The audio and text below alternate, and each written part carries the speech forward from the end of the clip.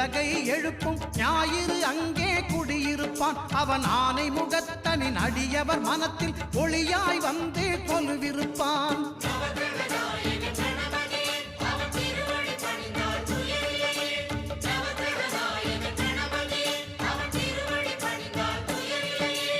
ஒன்பது கோளும் ஒன்றாய் காண அங்கு கற்பகம் என்னும் கடவுளின் மெய்யில்